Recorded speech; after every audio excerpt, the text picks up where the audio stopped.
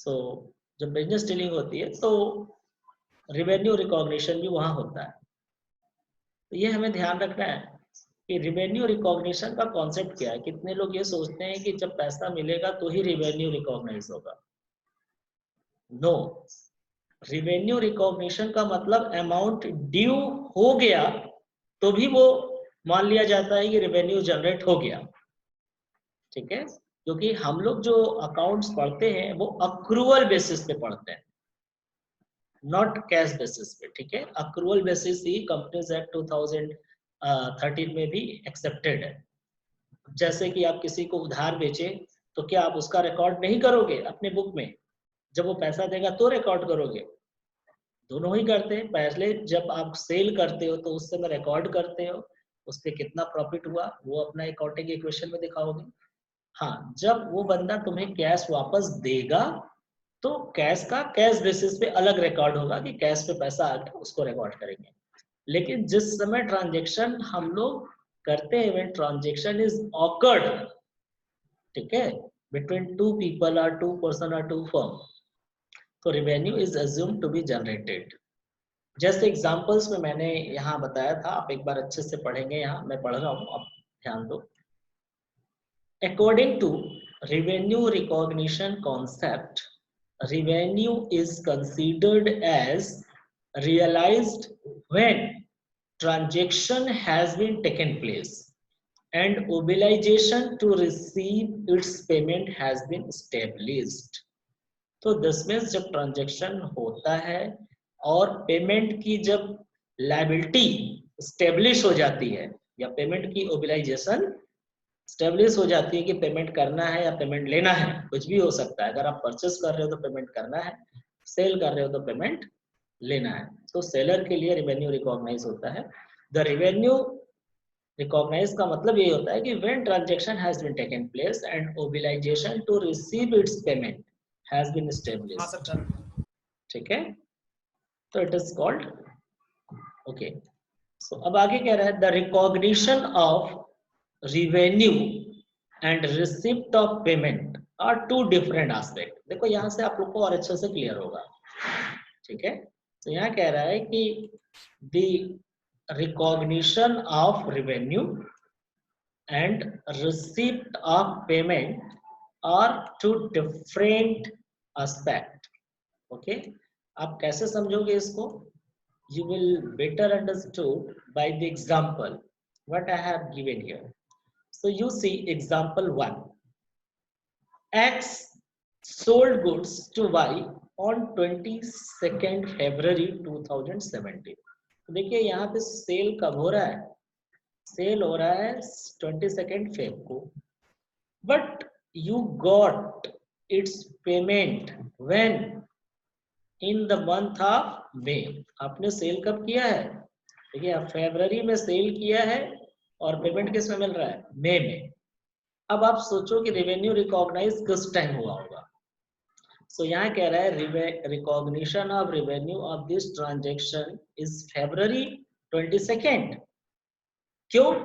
That is the date of sale as the legal obligation. जिस date को cell किया गया तो वो बंदा जिसको सेल किए वो उसी दिन से लीगली ओबिलाइज्ड हो गया उसके ऊपर कि इसको पेमेंट करना है इतना रुपया। So the date of sale as the legal obligation to pay the amount has been established on this date. तो जिस दिन ट्रांजैक्शन यानी ओनरशिप ट्रांसफर हो गया गुड्स का फ्रॉम सेलर टू बायर, तो उसी दिन से बायर की जिम्मेदारी होगी लीगली कि उसको पेमेंट करना है और सेलर अपने बुक में उसी दिन मानकर लिखेगा कि सेल हुआ। सेल उसका 22nd को ही होगा, फेब में। ऐसा नहीं कि मई में पैसा मिल रहा है तो मई में सेल। मई में तो पैसा बकाया मिल रहा है, इट्स तुम्हारा लायबिलिटी और एसेट्स हो जाता है जो उधारी होता है। सेलर के लिए एसेट्स हो जाता है क्योंकि वो कस्टमर डेटर कहलाता है, और बायर के लिए ये लायबिलिटी हो जाता है क्योंकि उसको पेमेंट करना होता है, क्रेडिटर होता है। ठीक है, तो आपने देखा कि यहाँ 22nd को सेल किया, पेमेंट मई में मिल रहा है, लेकिन आपका रेवेन्यू रिकॉग्निशन किस डेट को हुआ?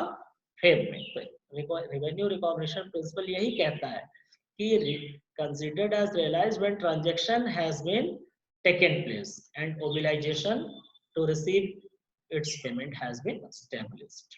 राइट, यहाँ तक समझ में आया होगा। आगे हम लोग देखते हैं इसका और भी example.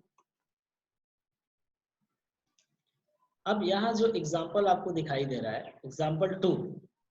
So example 2 is saying suppose X got an advance on April in April 2017। सो देखो एडवांस और ट्रांजैक्शन में अंतर है। एडवांस वन साइडेड है कि सिर्फ X ने एडवांस रिसीव किया, मान लो किसी भी Y नाम के पर्सन से, लेकिन X ने Y को उस पैसे के बदले में अभी तक कुछ दिया नहीं है, तो दिस इज नॉट रेवेन्यू, क्योंकि पैसा आपको पहले मिल गया लेकिन बदले में आपने कुछ उसे दिया नहीं, तो this is a liability only. Liability is not part of revenue. ठीक है, तो यहां पर आपको साफ साफ बता रहा है कि X गॉट एन एडवांस ₹10,000। तो आपको अप्रैल में एडवांस मिला किस लिए? For sale of goods in June, यानी कि जून में आपको गुड्स उस बंदे को सेल करना है जिससे आपको 10,000 एडवांस मिला। तो ये 10,000 एडवांस तब तक रेवेन्यू रिकॉग्नाइज में नहीं आएगा जब तक कि आप उसे गुड्स सेल नहीं कर सकते। तो देखो एग्जांपल 1 में क्या था, सेल पैसे किया पहले किया था, पैसा बाद में मिला था, तो सेल के टाइम रेवेन्यू रिकॉग्नाइज हुआ। यहाँ पैसा पहले मिल गया है और सेल बाद में कर रहे हैं हम लोग, तो जब तक सेल नहीं करेंगे तब तक रेवेन्यू रिकॉग्नाइज नहीं होगा, यानी transaction must be taken place. Okay, the revenue shall be recognized in the month of June, the date of sale as legal obligation to pay the amount arises only from the date of sale। Payment करने की जो ओबिलाइजेशन होती है वो उसी दिन से establish होती है जिस दिन को सेल किया गया, यानी पॉइंट ऑफ सेल या date of sale. So generally revenue is recognized at the point of sale. जिस पॉइंट पर आप सेल करते हो वही सेलिंग पॉइंट से पेमेंट करने की ओबिलाइजेशन एस्टैब्लिश हो जाती है और उसी दिन आपका रेवेन्यू रिकॉग्निशन माना जाता है। When the title of goods, आगे फर्दर कह रहा है, when the title of goods passes from the seller to the buyer, यानी जब सेलर से गुड्स की डिलीवरी बायर को मिल जाती है, ओनरशिप ट्रांसफर हो जाती है, तो and the buyer is liable to pay the amount, but यहां तक तो समझ में आ गया सभी को। अब इसका एक एक्सेप्शन है। एक्सेप्शन मैंने बताया था, अभी तक तो समझ में आया कि जब हम गुड्स उठाकर सेल कर दिए कस्टमर को, बायर के पास गुड्स चला गया, उसकी पोसेशन मिल गया, तो हम सेल मान लिया और उसी दिन से रेवेन्यू रिकॉग्नाइज हो गया, चाहे वो कैश में तुरंत मिला हो या बाद में पैसा मिलेगा, इट डजंट मैटर। लेकिन कुछ ऐसे भी कंडीशंस आते हैं हमारे अकाउंटिंग में जो आपको ग्रेजुएशन लेवल पे मिलेगा, हायर परचेज सिस्टम या इंस्टॉलमेंट सिस्टम, या आपको एक सिंपल लैंग्वेज में बता दें, ईएमआई बेसिस पे आप लोग सुने हो कि मोबाइल खरीद लो ईएमआई पे, थोड़ा थोड़ा किस्त में पैसा आप दे सकते हो, या कोई टीवी खरीद लिया, रेफ्रिजरेटर खरीद लिया। ठीक है, तो इस केस में कैसे होता है? तो देखो ईएमआई या हायर परचेज सिस्टम जो है, सो हायर परचेज सिस्टम में होता क्या है कि गुड्स पहले दे दिया जाता है कस्टमर को, बायर को, और बायर उस पूरे पेमेंट को थोड़ा थोड़ा करके इंस्टॉलमेंट में पेमेंट करता है।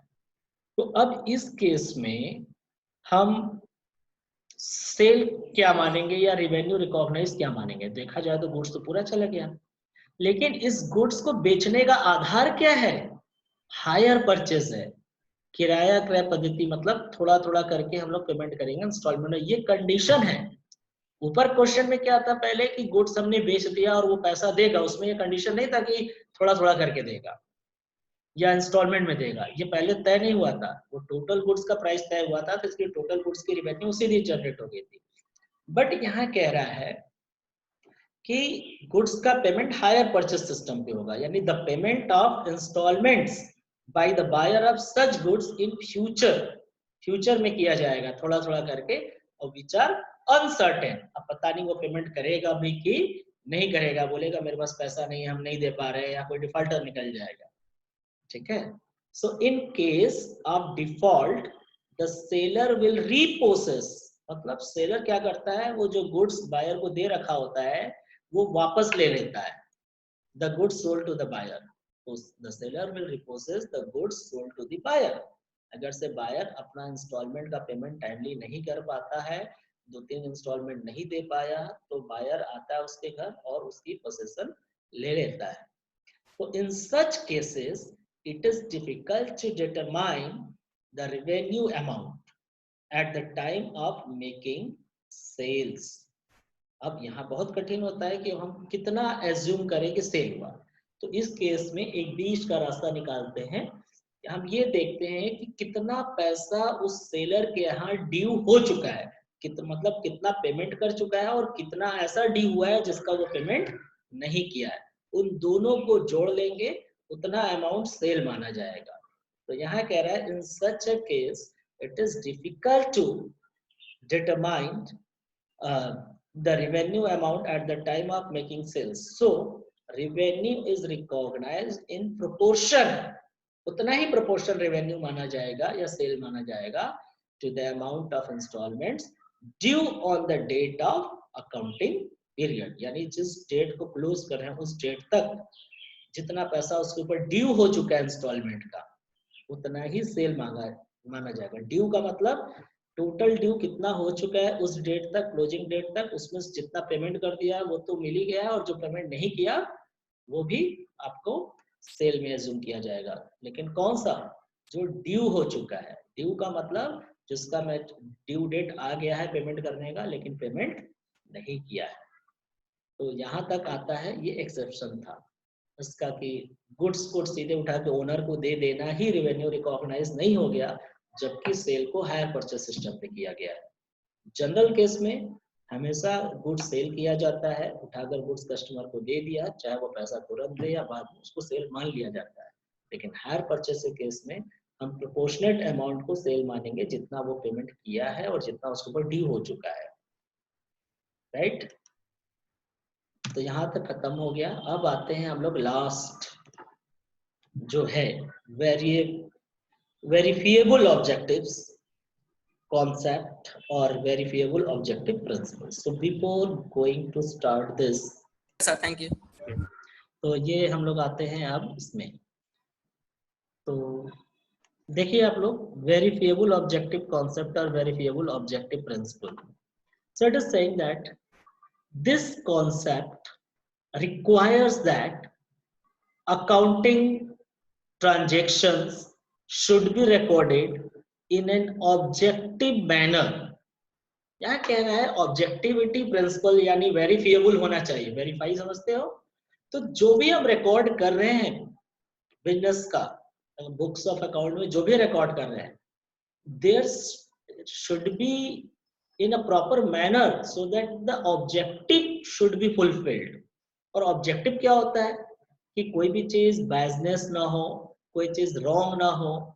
और एक मिनट, आप लोग से क्लास में लग रहा है कि किसी को कुछ प्रॉब्लम है. They are raising hand, so just I want to ask.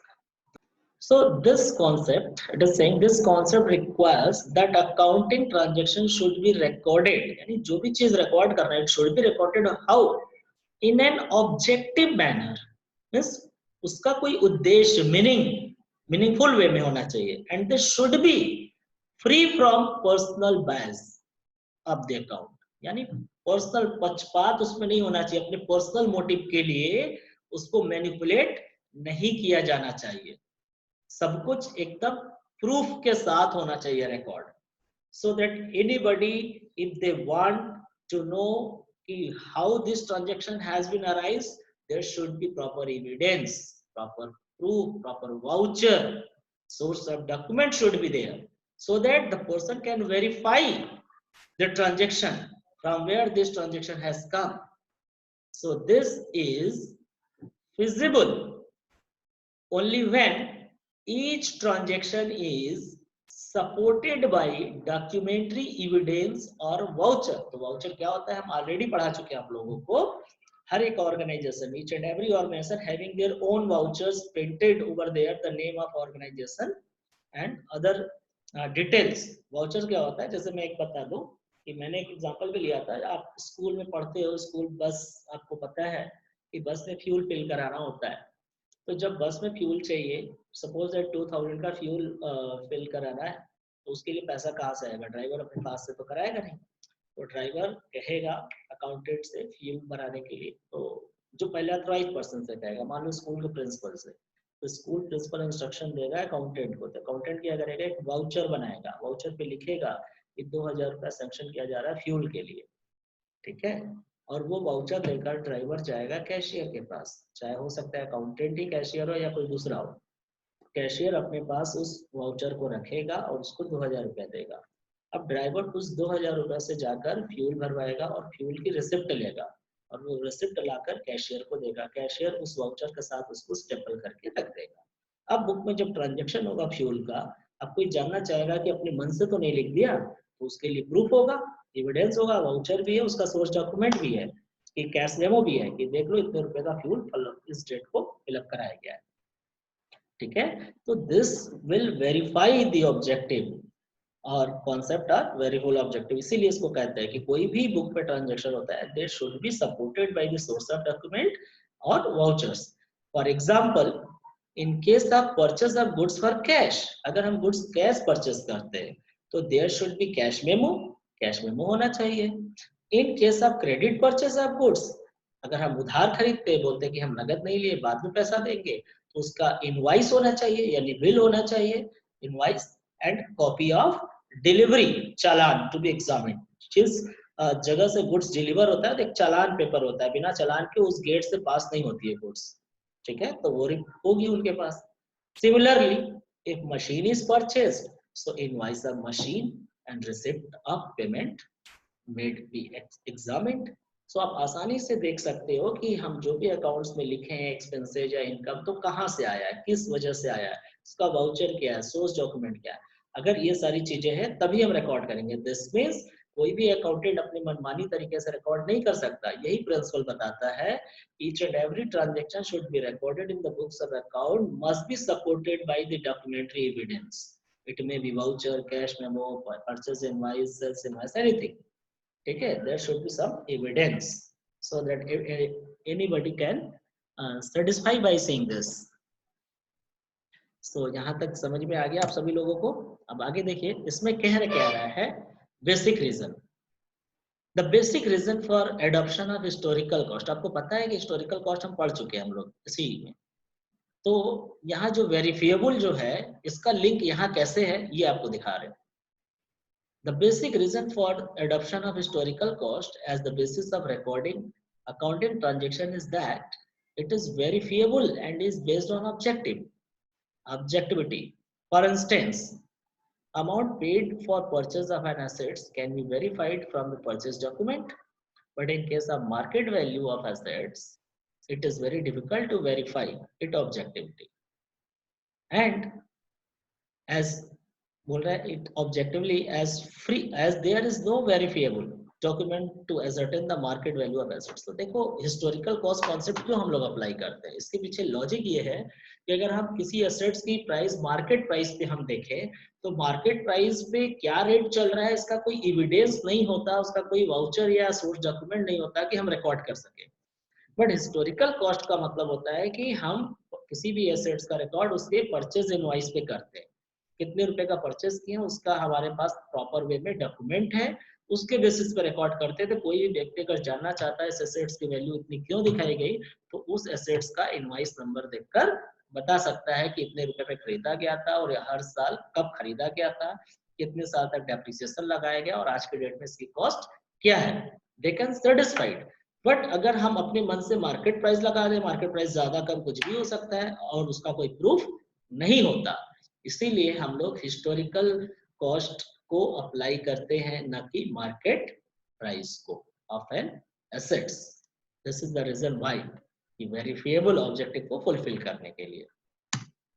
ठीक है स्टूडेंट्स, सो आपका ये टॉपिक आज का फिनिश हुआ, ये चैप्टर भी इसके साथ ओवर हो गया, थर्ड चैप्टर।